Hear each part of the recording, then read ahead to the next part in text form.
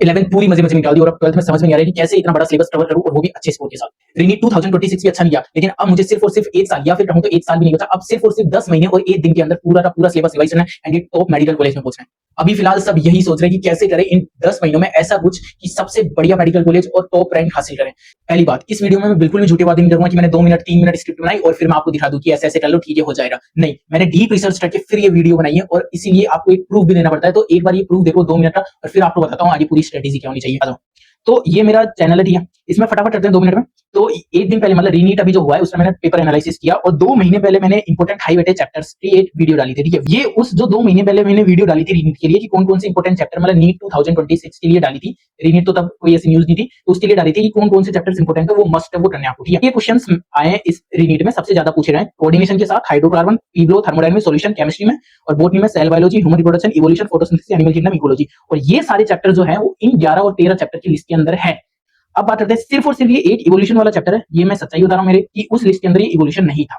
तो सिंपल बात है कि अगर 1 जुलाई से भी आप चालू करो, किसी के पास ये वीडियो लेट को चाहिए, किसी के पास जल्दी को चाहिए, तो 1 जुलाई को अगर आप स्टार्ट करो तो 2 मई तक आपके पास टोटल 305 डेज है। मैं हमेशा डेज के अंदर बात करता हूं क्योंकि मुझे पता है कि एक एक दिन कीमती आपके लिए, ठीक है। अब आपको क्या करना है, इन पूरा टाइम को 2 फेजेज में बांट दिया, ठीक है मैंने। 2 फेज कौन कौन से, एक तो दिसंबर या फिर आप जनवरी तक बोल सकते हो, ठीक है, दिसंबर मान लो या फिर जनवरी मान लो, मिड जनवरी, ठीक है। उस टाइम तक आपको एक तो बैकलॉग कवर करना है, फर्स्ट थिंग।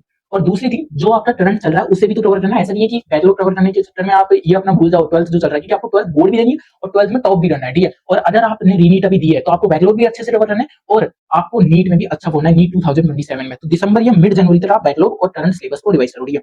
एंड फिर आपको जनवरी, फरवरी, मार्च, अप्रैल, जनवरी को छोड़ दो, चलो जनवरी का आपका सिलेबस एक बार कंप्लीट हुआ है, तो फरवरी, मार्च, अप्रैल 3 महीने बचेंगे, उसके अंदर आपको रिवाइज रिवाइज एंड रिवाइज जितनी बार हो सके उतनी बार रिवाइज करना है, जितना क्वेश्चन प्रैक्टिस हो सके उतनी बार करना है। कैसे करना है वो बताते हैं, ठीक है। तो फर्स्ट फेज कौन सा बोला मैंने, दिसंबर या फिर मिड जनवरी तक, ठीक है। इसमें क्या करना है, मान लो आपकी क्लासेज है 7 to 1 PM। मैंने अभी पिछले साल ही नीट दिया तो मुझे पता है कि कैसे शेड्यूल होता है कोचिंग का, कैसे टेस्ट वगैरह होते हैं, तो उसके हिसाब से मैं आपको बताऊंगा, ठीक है। इसमें तो 7 to 1 PM आपकी क्लासेज होती है, ठीक है।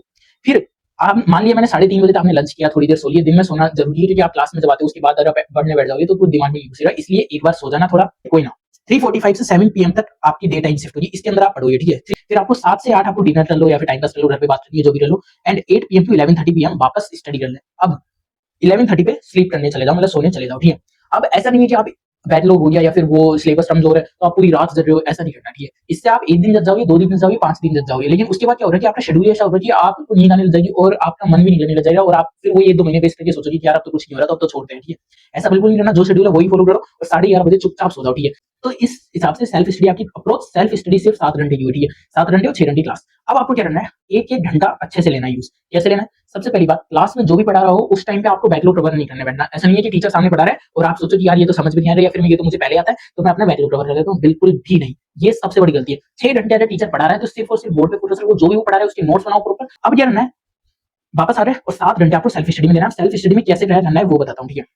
तो सबसे पहले क्या करना है कि मान लो एक टेस्ट अभी आपकी करंटली टेस्ट होंगे दिसंबर जनवरी तक, तो आपका सिलेबस चल रहा है उसके अकॉर्डिंग, ठीक है। तो अप्रोच मान रहा हूं मैं कि 20 दिन के अंदर आपका एक मॉक टेस्ट हो जाता है कोचिंग के अंदर, ठीक है। 20 डेज का टाइम पीरियड है, उसमें इनिशियल 16 डेज के अंदर जो भी हमें करना है वो हम करेंगे। लास्ट के 4 दिन सिर्फ और सिर्फ जो मॉक टेस्ट या फिर जो टेस्ट होने वाला है उस पर फोकस करेंगे, ठीक है। तो 16 दिनों के अंदर हमें पढ़ना है, तो वो 16 दिन क्या करें हम कि ऐसे 16 करते करते हमारा पूरा सिलेबस रिवाइज हो जाए, तो क्या करना है, ठीक है। तो सबसे पहले इन 16 दिनों में हमें करंट सिलेबस तो करना ही है। ऐसा नहीं है कि बैकलॉग को कवर करते करते हम करंट सिलेबस पे भूल जाएंगे कि फिर वो भी तो बैकलॉग बन जाएगा। तो हमें करंट सिलेबस तो करना ही है, साथ में बैकलॉग को भी कवर करना है। कैसे, तो मैंने बोला कि आपको डे टाइम में 3:45 to 7 PM पढ़ना है एंड फिर नाइट टाइम में आपको 8 to 11:30 PM पढ़ना है। तो आपको जो डे टाइम होता है ना उसमें सिर्फ और सिर्फ करंट सिलेबस पढ़ना है, मतलब जो अभी क्लास में हो रहा है, जो भी चल रहा है 12th का सिलेबस, उसे सिर्फ और सिर्फ वही पढ़ना है। अब नाइट शिफ्ट में आपको केवल बैकलॉग कवर करना है, जो कि 4 घंटे की शिफ्ट होती है, काफी होती है बैकलॉग कवर करने के लिए। इससे क्या हो रहा है कि आपका करंट सिलेबस भी रिवाइज हो रहा है और बैकलॉग भी आपके धीरे-धीरे कवर होते जा रहे हैं। और मैं आपके ऊपर एक साथ स्ट्रेस नहीं दूंगा कि 13 14 घंटों पढ़ लो या क्लासेस छोड़ दो सिर्फ बैकलॉग कवर लो, ऐसा कुछ नहीं। जो प्रैक्टिकल हो सकता है सिर्फ वही बता रहा हूं, ठीक है। क्लास मतलब रात में 4 घंटे आपको जो भी आपको करना है बैकलॉग, तो वो कैसे करें ताकि अच्छे से हमारा पूरा सिलेबस रिवाइज हो जाए और अच्छा हो, ठीक है। तो सबसे पहले 11th बायो की बात करते हैं। एक एक सब्जेक्ट की अलग-अलग सेपरेट बात करेंगे, बायो कैसे करनी है, केमिस्ट्री कैसे करनी है, फिजिक्स कैसे करनी है, ठीक है। तो बायो की बात करते हैं। तो बायो में अब जो भी बैकलॉग आप पढ़ो क्योंकि उसको आपने पहले पढ़ रखा है, ठीक है। एक बार चाहे इतना अच्छे से नहीं पढ़ा लेकिन एक बार पढ़ रखा है तो उसके नोट्स मत बनाओ, सीधी बात है, नोट्स मत बनाओ, प्रैक्टिकल बात कर रहा हूं, ठीक है। क्या करना है आपको, अगर आपको कोई चैप्टर समझ में लग रहा है कि यार ये चैप्टर मुझे नहीं आता, इतना अच्छे से नहीं आता, तो उसका लेक्चर लो और सामने एनसीईआरटी खोल के बैठ जाओ। एनसीईआरटी एक बार तो आपने पढ़ी रखी है, अगर नहीं पढ़ रखी तो एक बार पढ़ लो, ठीक है। लेक्चर देखने से पहले एक बार एनसीईआरटी पढ़ लो। अब क्या करो, लेक्चर चलाओ, ठीक है, फटाफट देखा करो। ऐसे नहीं है कि अभी भी 1x पे चल रहा है और आराम से बैठ के, नहीं, ऐसा नहीं करना। 1.25 या 1.5 अगर अच्छा कर रहे हो तो 1.75x पे भी देख सकते हो आप। तो लेक्चर सामने रखो एनसीईआरटी खोली, एनसीईआरटी अगर नहीं पढ़ रखी तो एक बार पहले से पढ़ लो। अब क्या करना है, टीचर जो भी बताए वो एनसीईआरटी में आपको पता रहेगा कि ये है पॉइंट, ये पॉइंट है, ये पॉइंट है, ठीक है ठीक है ठीक है। लेकिन कोई एक्स्ट्रा पॉइंट बता दिया तो ऐसा नहीं है कि छोड़ दो, चलो एक ही दो पॉइंट है, क्या ही फर्क पड़ता है, छोड़ देता हूँ, ठीक है। ऐसे एक ही करते पूरी एनसीईआरटी छूट जाएगी। तो आपको क्या करना है, जो भी इंपॉर्टेंट चीज बताए ना उसे एनसीईआरटी में नोट कर लो, नोट्स मन बनाओ, एनसीईआरटी में नोट कर लो, ठीक है। इस तरह आपका चैप्टर पढ़ लिया, लेक्चर पढ़ लिया, उसको लिख लिया आपने एनसीईआरटी में, ठीक है। अब उसके बाद क्या करना है, एक या दो मॉक टेस्ट आप उस चैप्टर से रिलेटेड करो। 45 क्वेश्चंस का एक मॉक टेस्ट होता है, तो उसको फटाफट फटाफट कर लो। 45 क्वेश्चन के लिए 45 मिनट्स इनफ। मतलब आप 45 क्वेश्चंस जब करोगे, 45 या 90 क्वेश्चंस उस चैप्टर के, तो इनफ है, वो अच्छे से हो जाए एक बार चैप्टर, चिंता ही नहीं है उस चैप्टर की, ठीक है। या फिर अगर आपके पास और टाइम बचा है या फिर आपको वो चैप्टर अच्छे से आता है तो आपने मॉक टेस्ट तो कर ही लिया, तो फिर पीवाईक्यू भी कर लो फटाफट नीचे। और इसके अलावा कुछ भी करने की जरूरत नहीं है, सिर्फ एनसीईआरटी खुद ने भी नहीं किया था और मेरे कोचिंग के पेपर में भी अच्छे मार्क्स आते थे और साथ ही साथ मेरे नीट 2025 में भी अच्छे मार्क्स आए, जिसकी वजह से एम्स दिल्ली में बैठा हुआ हूं आज मैं, ठीक है। केमिस्ट्री में अगर नोट्स नहीं है आपके पास तो नोट्स बनाओ। ऐसा नहीं है कि जैसे बायो में नोट्स बनाए केमिस्ट्री में छोड़ देता हूं, नहीं, केमिस्ट्री में मस्ट है, ये मैं कह रहा हूं अपने एक्सपीरियंस से, क्योंकि मैंने नीट 2025 का पेपर भी सोल्व किया और अभी जो 26 लग रहा है ना उसका भी डीप एनालिसिस किया, तो उसमें नोट्स और एनसीईआरटी से ज्यादा क्वेश्चन पूछे हुए हैं, ठीक है। तो नोट्स बनाओ। अब ऑर्गेनिक की बात करते हैं। ऑर्गेनिक में क्या करना है, लेक्चर लो। अगर आपको लगता है कि इसको जरूरी नहीं है लेक्चर, ऑर्गेनिक का ये चैप्टर मुझे आता है, तो लेक्चर स्किप कर दो, ठीक है। फिर नोट्स रिवाइज करो। अगर लेक्चर नहीं देखना तो मत देखो, नोट्स रिवाइज करो, ठीक है। नोट्स रिवाइज करो प्लस एनसीईआरटी। ऑर्गेनिक में एनसीईआरटी मस्ट है। मैंने नीट 2026 का भी जो पेपर देखा उसमें सारा का सारा ऑर्गेनिक और इनऑर्गेनिक सारा एनसीईआरटी से पूछा हुआ था और 2025 में भी सेम ऐसा ही हुआ था। मतलब जो क्वेश्चंस आएंगे ऑर्गेनिक और इनऑर्गेनिक वो एनसीईआरटी से ही आएंगे। तो नोट्स प्लस एनसीईआरटी ये मस्ट है, ठीक है।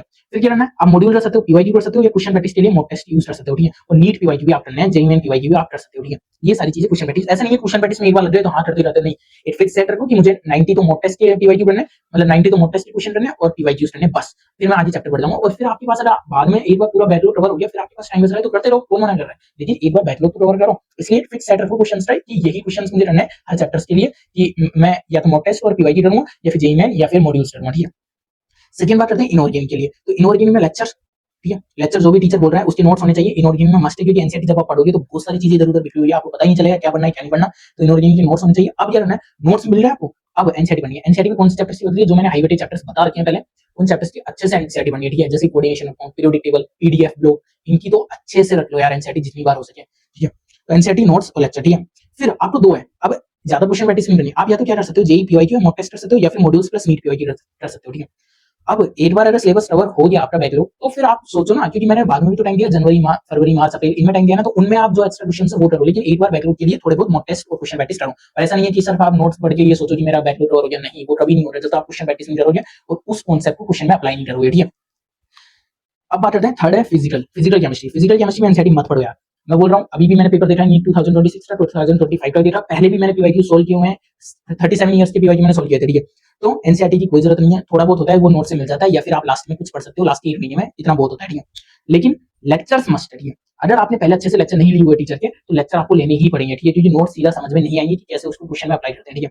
लेक्चर मस्ट, फिर नोट्स, ठीक है। फिर क्या करो, क्वेश्चन प्रैक्टिस करो। अब क्वेश्चन प्रैक्टिस की सीक्वेंस होती है कि अगर आपके पास टाइम कम है तो सिर्फ नीट पीवाईक्यू कर लो, थोड़ा टाइम ज्यादा है तो मॉड्यूल्स भी कर लो, और थोड़ा टाइम ज्यादा है तो मॉक टेस्ट भी कर लो, और बहुत ज्यादा टाइम आपके पास मतलब फटाफट फटाफट आप रिवाइज कर रहे हो, नोट्स फटाफट आपके रिवाइज हो रहे हैं, तुम जेईई मेंस भी आप कर सकते हो, ठीक है। लेकिन एक बार पहले बैकलॉग करो, कुछ क्वेश्चंस करो, जेईई मेन वगैरह ही बाद में कर सकते हो आप जब आपको टाइम मिले। अभी बैकलॉग कवर करने पे ध्यान दो, ठीक है। फिर बात करते हैं फिजिक्स, जो कि मोस्ट इंपोर्टेंट सब्जेक्ट है, क्योंकि चाहे कोई सा भी पेपर हो, अभी हम देख रहे हैं कि एनटीए थोड़ा तिड़म मचा रहा है, और वो क्या करता है, फिजिक्स को मॉड्यूलेट कर देता है, ठीक है। फिजिक्स को मॉड्यूलेट करने से क्या होता है कि टॉप रैंक भी उससे डिसाइड होती है और कट ऑफ जो होती है वो भी उससे डिसाइड होती है, क्योंकि यार केमिस्ट्री और बायो सब पढ़ते हैं। एक बार सोच के देखो, 26 लाख स्टूडेंट और सिर्फ 26,000 को जीएमसी मिलती है, तो कुछ तो ऐसा करना पड़ेगा ना कि उन इतने सारे बल्क में से इतने से बच्चे सेलेक्ट करने होते हैं। तो बायो और केमिस्ट्री तो हर कोई पढ़ता है, डी है। लेकिन फिजिक्स और फिजिकल केमिस्ट्री ऐसी चीज है जो कि कोई नहीं पढ़ता। लेकिन लेंथी क्वेश्चन देते हैं जिससे बच्चा मोटिवेट हो जाता है। तो कैसे बढ़ना है, क्यों, अब मैं कैसे बता पाऊंगा आपको कि भाई कैसे बढ़ना है, क्या बढ़ना है। मेरे पास भी तो कुछ ऐसी आइडेंटिटी होनी चाहिए। सबसे पहले 2025 के अंदर मैंने जेईई में दिया, जनवरी के अंदर 100% इन फिजिक्स। फिर मैंने मार्च के अंदर 12th बोर्ड दिया जिसके अंदर 100 आउट ऑफ 100 इन फिजिक्स। फिर मैंने नीट 2025 दिया उसी साल में, ठीक है, मई के अंदर, जिसमें 136 आउट ऑफ 180 है। और सबसे पहला स्टेप क्या है, फिजिक्स को आपको कवर करना है, तो सबसे पहली बात, सबसे पहले लेक्चर देखो, ठीक है। फिर नोट्स देखो, ठीक है। लेक्चर सबसे पहले देखना है आपको, कोई भी चैप्टर हो उसका लेक्चर देखो। अगर आपको समझ में आता है वो चैप्टर तो 2x में देख लो, लेकिन लेक्चर एक बार देख लो, ठीक है। फिर नोट्स मस्ट मस्ट मस्ट, क्योंकि नोट्स आपको बनाने ही हैं। अब नोट्स बन रहे हैं, अब क्या करना है, आगे क्या है, ये तो सब करते हैं, अब आगे क्या करना है। तो नोट्स बना लिया, अब क्या करो, मॉड्यूल सोल्व करो। सबसे पहले कोचिंग जो मॉड्यूल होती है वो सोल्व करो, ठीक है। कोचिंग मॉड्यूल सोल्व हो रही है और उसके बाद शॉर्ट नोट्स बनाओ। शॉर्ट नोट बनाने का ये सही टाइम है कि मॉड्यूल एक बार आपकी सोल्व हो रही है उसके बाद शॉर्ट नोट बनाओ, क्योंकि जब आप पहले नोट्स लेके अगर शॉर्ट नोट पे कूद जाओगे ना, तो आपको क्या होगा कि हर चीज इंपोर्टेंट लगने लग जाएगी। लेकिन जब आप मॉड्यूल सोल्व करोगे ना, तब आपको पता लगेगा कि हर चीज इंपोर्टेंट नहीं है, कुछ चीजें इंपोर्टेंट है। तो उसके लिए सबसे पहले मॉड्यूल सोल्व करो, फिर शॉर्ट नोट बनाओ, और फिर नीट पीवाईक्यू यूज करो, एंड फिर व्हाटएवर जो भी आपको करना है, JEE main, modules, mock test, ये सारी चीजें करो। तो बेसिकली यही चीज है कि कैसे मैंने इतना अच्छा परफॉर्म किया और आप भी इन 10 महीनों में सबसे बेस्ट परफॉर्म कर सकते हो, ठीक है। तो अगर आपको ये वीडियो में जरा भी पसंद आई हो तो प्लीज इसे लाइक करना, सपोर्ट करना, क्योंकि कंटेंट अच्छा मिल रहा है लेकिन जब लाइक व्यूज ये नहीं बढ़ते ना तो लोग इसे देखना पसंद नहीं करते, ठीक है। सो ज्यादा से ज्यादा लोगों में शेयर करो ताकि मिलते हैं अगली वीडियो में। और अगर आपको कोई भी डाउट हो कैसे करना है, क्या शेड्यूल होना चाहिए हमारा, किस चैप्टर को कब कवर करना है, तो ये सारी चीजें आप कमेंट कर सकते हो। मैं देखूंगा कि किस में मुझे वीडियो बनानी चाहिए। So all the best for your next journey.